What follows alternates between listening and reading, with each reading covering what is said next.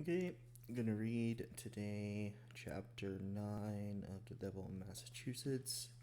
Chapter 9 is titled Small Black Minister. The fluent revelations of Abigail and Deliverance Hobbs, and of a number of other confessing witches who appeared in court after were equipping the magistrates with material for a natural history of witchcraft as practiced in Massachusetts. For one thing, the spot favored by uh, Essex County malefactors for their witches' Sabbath uh, was now definitely established. Earlier, there had been uncertainty. Tituba had never been sure where her wild, wild, wild rides had taken her. Twice the girls themselves had glimpsed the witches in session on the lawns of the church, but these must have been sporadic gestures of bravado. For after Abigail and her mother had place, and her mother, the place became unmistakably identified as Paris's pasture. This, one gathers, was not the pasture attached to the personage grounds for those permanent possessions. Paris had bitterly and vainly contested, but another nearby, which Deacon Ingersoll had more recently deeded to the minister in an effort to soothe the latter's outraged feelings. The pasture itself, though rich in grazing and approved by cattle, had always had something unnerving about it. It was haunted by a plague of spadefoot frogs, which in spring and summer set up such a diabolical clamor that it was nerve-wracking after dark to go within earshot of the place. Even before the present trouble began, honest people did not willingly go near it, for it is well known that frogs, like toads, are capable of diabolic uh, affiliation. Does not the Book of Revelation required reading now for anyone concerned with the awful providence of the witchcraft? Speak of unclean spirits like frogs coming from the mouth of the apocalyptic beast, and now the testimony of the witches was proving that the place was as evil as it sounded. The voices of the frogs were raised to hymn the horrid rites they saw nightly celebrated about them. At midnight from this place a horn was sounded. To people of good conscience its blast was inaudible, but those who were in compact with the devil heard it, though they were at the fastest reaches of Essex County, and then in Andover, Salisbury, so, Salmon Falls, the damned mounted their sticks, sometimes two or three, to a besom, rose into the air and skimmed the treetops, while they came down in the pastures like a flock of cackling birds. The Elfin Adventure as reported by those who had renounced it, did not lack of homely detail. After grounding their sticks in Paris's orchard, witches from the remoter places drew bread and cheese from their pockets uh, and had a snack by the brook before going on to the abominations of the Sabbath. The abominations of the rites consisted in their mere existence and in their dedication to the devil. Aside from that, they were surprisingly staid revels, not for a moment to be compared to the pagan obscenities which characterized the gatherings in Europe and Old England. These witches had been, after all, only recently confirming Puritans, and they still looked it. They sat as an orderly in the devil's meeting, and they had in their own a partook of communion, and quite in quite the usual way, even though here the bread was red and the wine just what the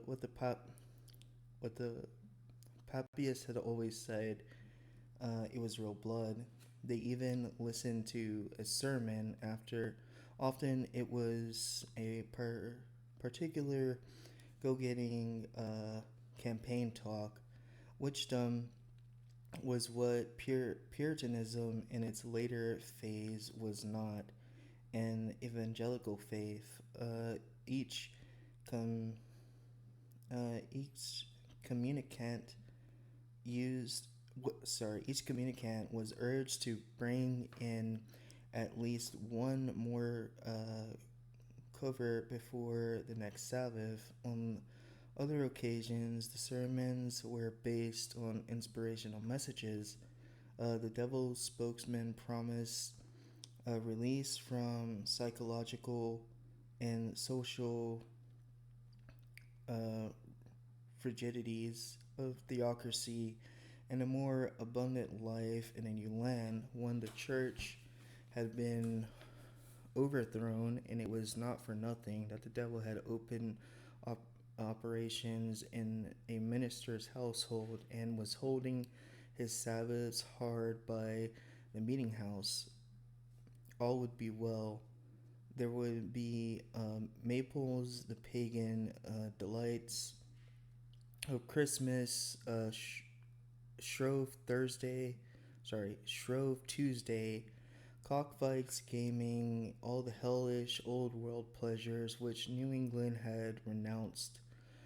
And there would be no more shame, no more judgment, and no resurrection. All men would be equal, and all men would live bravely. Of such simple, earnest stuff were the Massachusetts witches, and this was the ideological content of witchhood. At least this is what the witches confessed to. Maybe they didn't confess to everything. At least none but Abigail Hobbs confessed to murder. Murder was committed, but always by someone else. The witches continued to come in with monotonous regularity. Among those brought to justice in Ingersoll's Ordinary on 2 May were Susanna Martin, who had long in her native Amesbury attracted legend as the lightning rod attracts lightning, and Dorcas Hoare of Beverly, the latter, whom once the Reverend John Hale had defended and now defended no more, lashed out bitterly at the girls. "Oh, you are liars, and God will stop the mouths of liars. You are not to speak after this manner in court," said Hawthorne. "I will speak the truth as long as I live," cried Goody Hoare. Though in this boast, as later events were to prove, she overreached herself, the likes of these were receiving only scattered attention from the general public, for it was now in the air that the leader and organizer of the witches was about to be exposed. These meetings in Parrish's pasture, these services were not of God. These campaigns to proselytize the whole of Essex County to Yield Boy did not conduct themselves, nor could the devil in person, preoccupied as he was with international affairs, give the matter much attention. Supervision. He had give the matter much active supervision. He had likely He had, like any wise executive, delegated his authority to trusted aide, and this person, mastermind of the district, was now being run to earth. The clue to his identity had been given one by little Anne Putnam. On 20 April, the girl had seen witches alighting in the pasture and celebrating their Sabbath. Then those who were with her, among them her father, heard her cry out sharply, "Oh, dreadful, dreadful! Here is the minister come! What are ministers witches too?" She did not recognize the newcomer, whom indeed she had never seen in the flesh. So while with distended eyes she watched her behavior, she courageously questioned him. "Oh, dreadful! Tell me your name that I may know who you are." She kept after him so insistently that finally he obliged, gave her not only his name, but a partial list of his crimes. Witches were particular that way. No one could keep a secret, no matter how much it was to their interest to do so. Probably professional pride was involved. For this one made a point of explaining that he was above a witch, for he was a conjurer. Having gone so far, however, the shape took no further risk. When the child tried to repeat his name, he choked her.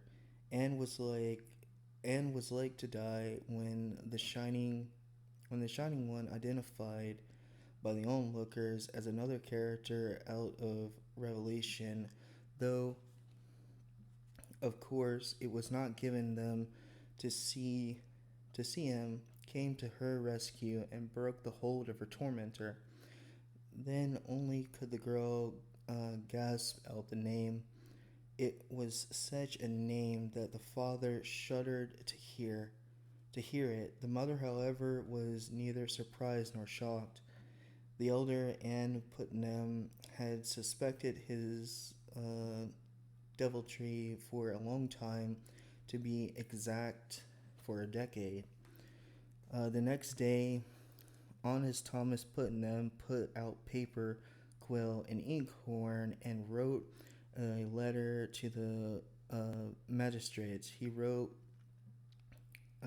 grudgingly, "Best not to entrust a discourse too scandalous prematurely to writing.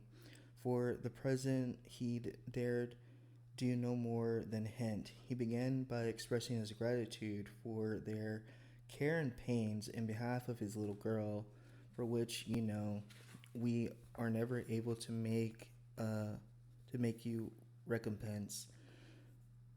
Then he got to what was uppermost in his mind. It was his duty to inform your honors of what we conceive you have not heard, which are high and dreadful, of a wheel within a wheel, at which our ears do tingle. Putman need not have been so cautious. That very day, and before his letter could reach the magistrates, the spectral minister was indiscreet enough to revisit the village and let himself be seen and publicly exposed by Abigail Williams. It happened first outside Ingersoll's ordinary. "There he stands!" yelled the child, and Benjamin Hutchinson struck out where she pointed. Once he hurled a pitchfork into the road and eventually hit his mark, for Abigail heard the minister's greatcoat tear. When Abigail went into the ordinary, into the great chamber where good people were assembling for the lecture day sermon, the minister had an effrontery to follow her. Fortunately for the child, so did Hutchinson. The latter lashed out about his reaper. The latter lashed out about his about his rapier at Abigail's bidding, and again had the satisfaction of hitting home. Abigail saw the shape of the minister dwindle into a gray cat, and then saw Goody Good swoop in to gather the cat in her arms before anyone could see it. Once uh, the metamorphosis and flight of the goodless minister had taken place, the lecture day service followed its decent course.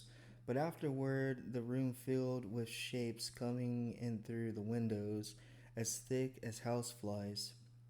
Abigail, joined now by Mary Walcott, saw the Hobses, an unidentified Indian, and all manner of things. Eliz- Eleazar put yeah Eleazar Putman helped Hutchinson fight them off. Between them, they killed a great black woman of uh, Stonington and an Indian who came with her, and another. The floor ran with blood, but it was spectral blood, and as such invisible to the killers as were the corpses. Indeed, the latter were quickly removed. Looking out the window, the girls saw the witches assembling to mourn their dead. Even when Abigail tried of her spectral sport and trotted across the road to supper at the parsonage, she continued to receive visitors from the invisible world. In a vision, she learned that the little black minister at whom Hutchinson had been hurling pitchforks was not only the mastermind of local witchcraft but a murderer. According to Abigail's cryptic report, he had killed 3 wives, 2 for himself and 1 for Lawson. Her announcement had the effect of releasing a heartless woman from her graves. Their spirits sought out and Putnam laid aside their winding sheets and showed her gaping wounds sealed up with wax. Even then, the magistrates delayed action, for it was a horrifying thing to have a minister, the highest figure in his community, fetched on such a charge. They would avoid such scandal there was while there was the least doubt. Uh, Providentially, however, the revelations of Anne and Abigail coincide with the disposition on the part of some of the newer witches to confess.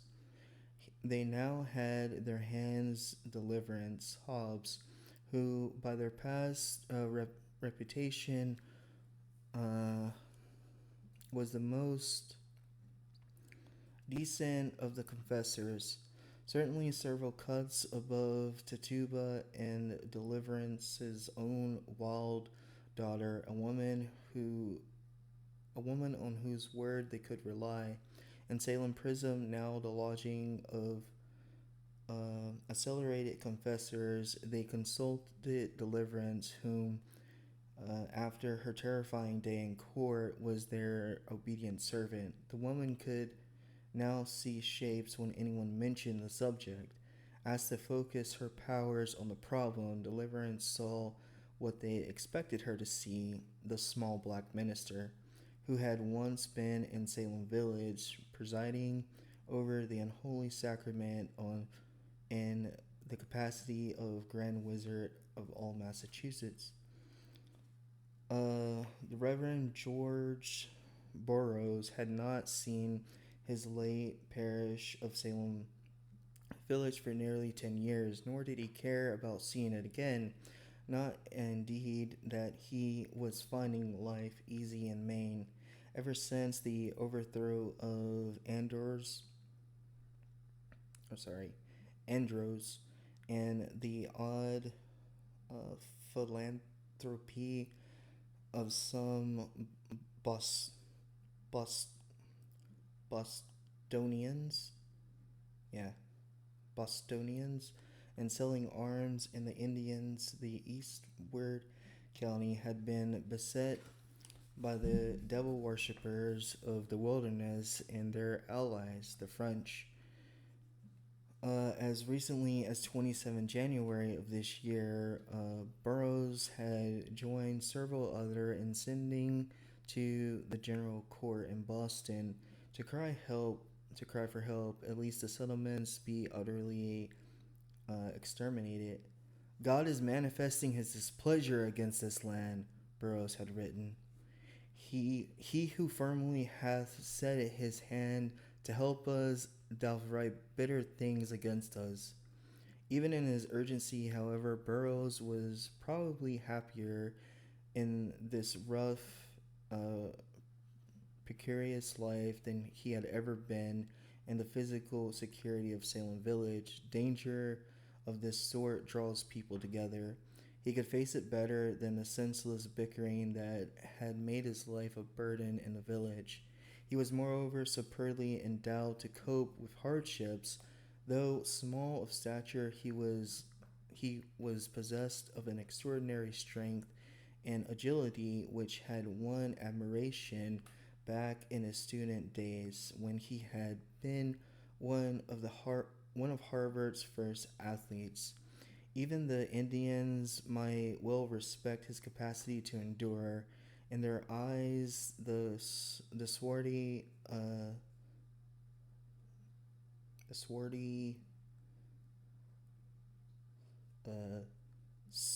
sinewy little man with a sleek black hair resembled a a Corel de Bois from Canada more than he did an English parson. There was something of exotic, something Celtic about Burroughs, and this was perhaps his undoing. But just now, early in May 1962, he had no thought of being undone. He had settled in the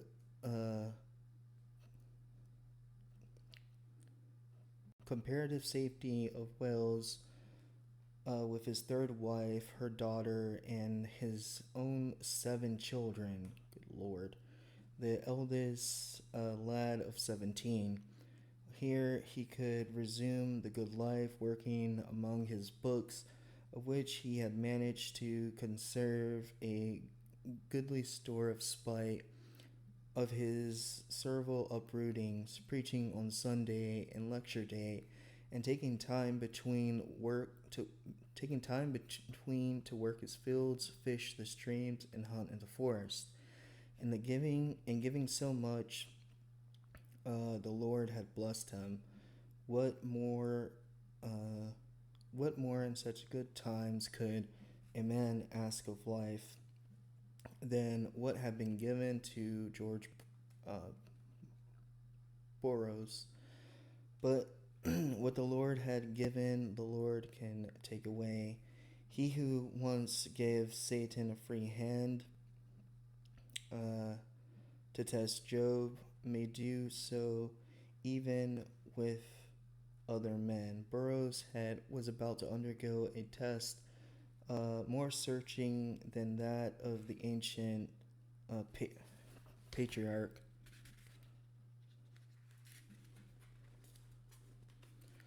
One day while he sat at meat, men sent an answer to summon from Salem strode into his house, hauled him from the table, and rode him off to Salem. It happened so suddenly that wife and children stared after him blankly. The man had not been allowed to finish his meal, much less to pack his belongings or make an ordinary farewell. The only explanation had been the unfolding of the warrant making incomprehensible allegations. Sudden as the blow was, however, the Burroughs family must have heard enough of what was going on in Salem Village to grasp the situation. Once they brought it over, the witchcraft was the major news event of the colony. Even the the charter uh, was now the only secondary interest in comprehension, and though Maine had another sleepless preoccupation and its troubles with the Indians, its people had certainly heard of the witchcraft, especially in such accessible communities as Wells. Uh, it would have it would have been strange indeed if rumors had not reached Burroughs of what was going on in his former parish, and if he had not discussed them with his wife and children. And what would not have occurred to him was that in discussing the fate of his old uh, parish parish parish yeah, I can't say this word, parishioners, he was discussing his own. News filtered up the coast after Burroughs had gone. Miss Burroughs the third, Miss Burroughs left alone with pack of children, none of her bearing, heard heard it with tightened lips. The fantastic charge written on the warrant was proved. It was established in court that the man she had married was a wizard, a ringleader of all the witches and wizards in the colony. His very property was forfeit, and sooner or later the sheriff would take it. Wow. Uh, well, she would take it first. Miss Barrows, a woman of action, picked up everything of value in the house, found a buyer for the books, and let out the money for interest. Then she took her own daughter and moved out, leaving the children of witchcraft to shift for themselves. Poor kids, man. It is no part of a woman's duty to provide for the get of a wizard, convicted and condemned. Who knew what devils might be in them? These poor people. The craziest thing about this whole book, besides these people being put to death for trying to just live, is that the Puritans came over because they were tired of the oppression they faced in England, and then they turn around and do the same thing. That is the craziest thing about this book to me. The magistrates whose reluctance to admit that the minister could be on the roster of witchcraft had caused them to wait nearly 2 weeks after Anne Putnam's accusation before sending for Burroughs, permitted another delay after they got him. Though he was brought to Salem on 4 March, it was not until Monday, 8 March, that he was examined. During the interval, Burroughs remained in an upper chamber of Thomas uh, Beadle's house, and was apparently not forbidden to receive visitors. He had in Salem town at least some defenders. Captain Daniel King urged Elizur Caesar to go call on him. If you are a Christian, go see him. I believe he is a child of God, a choice child of God, and that God will clear his innocency. Caesar saw that Burroughs was the worst of the lot, was unwilling to meddle or make with it. Nevertheless, later in the day, his business took him to Burroughs' chamber. He was there disturbed by the fixity with which the latter stared at him, and not surprised when later In the day he had began to see visions. These took form of things something like jelly. In his in his chimney, they did quiver with this strange motion, and there was a light about the bigness of my hand. He called his maid and wife, and when they could make nothing at all, realized that Burroughs had put an evil eye on him. Before Burroughs' appearance before the magistrates on 9 May, he was given a chance to consult with the jury of his peers. The ministers the of the vicinity met with him privately to sound him out on doctrine. They got from him several damaging omissions. He could not remember when he had last served the Lord's Supper. On this from one who had so lately been who had so lately been seen administering the red bread, and only his eldest son had been baptized. The elders shook their heads over this statement, for it was an implicit confession of Anabaptist leanings and future confirmations of the old observations that the most serious forms of witchcraft begin in heresy. When they moved from doctrine to items of common gossip, they had less success. Burroughs denied that his house in Casco had been haunted, but owned there were toads. Denied that his family had been affrighted in the house by the white calf, or that he had forbidden his first wife, the one Salem village had known, to write her father Ruck without his permission. These matters cleared up, for they were worth the ministers had a jury strip their colleague and search his body for witch marks, but they had to give him a clean bill of health. Burroughs' lean body was perfect. There were no unnatural excretion. No, sorry, excretions at all. Unnatural excretions at all, unless you counted his muscles, which, however, did not seem to be more than reasonable development on a body so small. No effort had been spared to make the examination itself a public procedure of utmost dignity.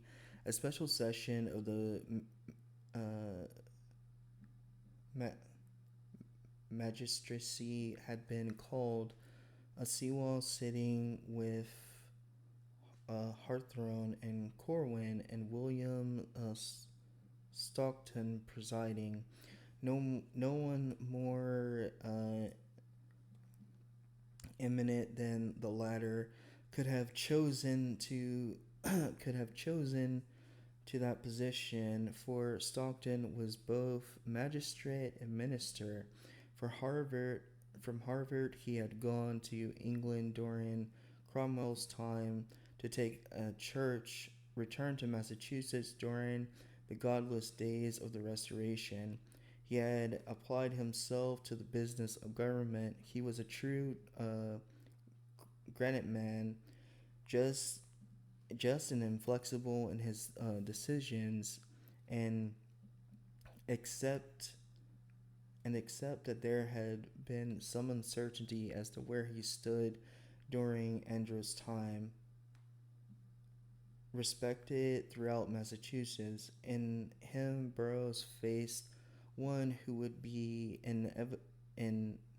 invulnerable to personal considerations or false pity. Burroughs, poor man, hardly knew whom he faced, dazed by so abrupt a translation from such modest eminence as he had achieved in Maine to this uh, ig- ig- igno- ignominy, imperfectly acquainted with with the trend of events in Salem Village since he had left, he looked about the courtroom in bewilderment. The situation was vaguely reminiscent of an event that had occurred in 1683 when he, having resigned his pulpit, had tried to leave. He had got no further than Ipswich when he had been collared by a constable and brought back to the village on the charge of having left a debt unpaid. This charge, Burroughs well remembered, had been brought by John Putnam. Burroughs and his family had the misfortune to live for some time with this branch of the Putnam family, the personage being out of repair. It had been a misfortune because, in the old quarrel about the management of the church, most of the Putnams were of the Bailey faction, and now that Bailey had gone, were prepared to resent his successor. Naturally, the Putnams had made the most of their new minister's presence in their household to inquire minutely into his matters and to publish their findings to the village. They had in particular denounced his treatment of his wife. They had refused the poor woman the harmless recreation of gossip. He had indeed not in probably in defense against the Putnams, pumping of his wife, made her sign a paper promising to give away none of his secrets. When, after less than a year in Salem Village, this Miss Burroughs had died. The Putnams blamed the husband's severity, considered him a little better than a murderer.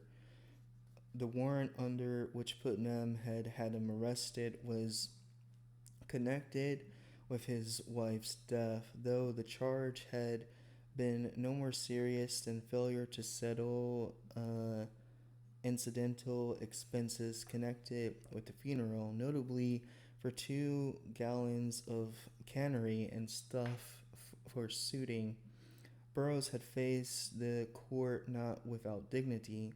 He had no money, he acknowledged, but there was his body. The court had, on that occasion, declined to hold his body. There was a pettiness and a meanness about the episode which shamed even the minister's opponents. How, in the name of common sense, could a person whose parish had left him nearly penniless be expected to pay all his bills? But to top everything, Deacon Ingersoll came forward with evidence that Burroughs actually had paid this one. John Putnam was made ridiculous, never a politic thing to do to a Putnam, however, and Burroughs was allowed to go his way in peace. Now brought back on so much more deadly a charge, Burroughs looked about the courtroom in search of the friends who had stood by him during the parish quarrels and had saved him harmless during the earlier brush with the law. Where were they? They could not see him, and indeed, if any of them had come today, they were avoiding his eye. It was perhaps expecting too much of human nature to look for tokens of friendship at such a time. Those most responsible for having originally brought him to the village church were painfully aware that if this charge were proved, they could be exposed as those most responsible, however ignorantly, for bringing witchcraft to the village. There was nothing they could do now for him but pray. The afflicted girls who had been Muppets or mere babes when he saw them last, he carefully and by instruction forbore uh, to look at. When he was presently ordered to do so as part of the test, the hush was broken. The girls shrieked as his devils went into them and fell withering to the floor. Not even in an Indian raid had Burroughs seen anything quite like it. He was hardly less moved than uh, old Gilles Corey or Deliverance Hubs had been. It is an amazing and humbling providence. He stammered when Stockton solicited his opinion, but I understand nothing of it. When the testimony against him was brought forward, Burroughs listened to the helplessness of a man who hears voices in a nightmare. Wait, did I read that right? Burroughs listened with the helplessness of a man who hears voices in a nightmare. He was, it seemed, wanted for murder, not physical murder, in which the manner as can be tested by reference to time and place, but spectral murder, a thing of shadows. It transpired that whenever a soldier from the village had died in an Indian trouble in the eastward country where Burroughs lived, not the Indians, but he was held responsible. He had to bewitch them. This information came from Ann Putnam, niece of the vindictive John. Other victims were his first two wives, both of whom floated into the assembly to corroborate the charge. True, Burroughs could not see them, nor could Stoughton or Sewall or any other except Susanna Sheldon and probably Ann Putnam, who on their appearance went into convulsions and had to be carried out. Yet no one doubted their presence. Hardly at the time even Burroughs, though he could and did deny what they were saying. The minister heard tributes to his strength. Was used he was used to such praise, but now he heard his prowess exaggerated quite out of recognition. That story, for instance, about his inserting two fingers into a barrel of molasses and lifting the barrel thus above his head, did no good to deny such feats. However, there had always been an eyewitness, and the eyewitness swore not only to the story but to his conviction that only diabolic assistance could have given such power to so small a man. The whole succession of fantasies, some of them rather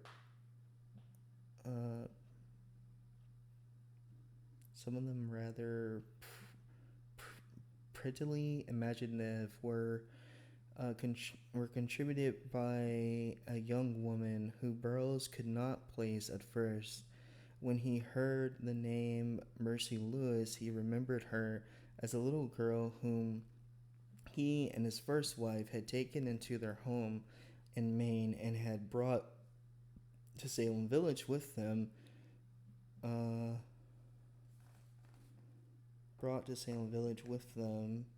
And whom Burroughs had eventually left in the family of the Thomas Putnams.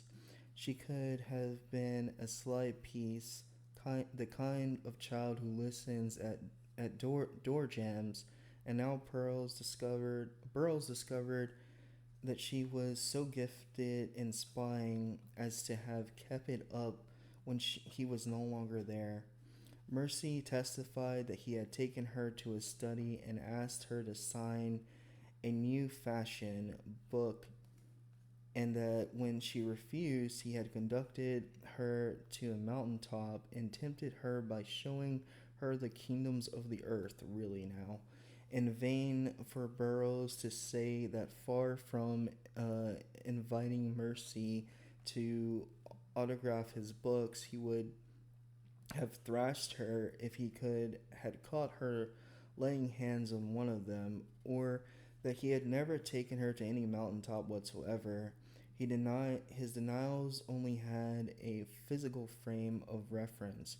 His accuser, a young paranoid who plainly, and in Burroughs' opinion, blasphemously identified herself with Christ, was talking of shapes, and that Burroughs' shape had been doing and what Burroughs' shape had been doing, he was not competent to testify. He had never seen his shape, yet it existed and had been doing what it should not. Abigail Hobbs and Mary Warren, the latter who, yet released from Salem prison, were brought forward to identify him as the leader of the unholy sacrament of Paris's pasture. It was this black minister, said the latter, who gave the blast on the spectral trumpet to summon the witches at midnight. Not all Burroughs' study of theology or the Ramist logic could avail him against this manner of reasoning. He was committed and sent to prison to await trial. There he delivered his time between writings, Solomon and Savory letters of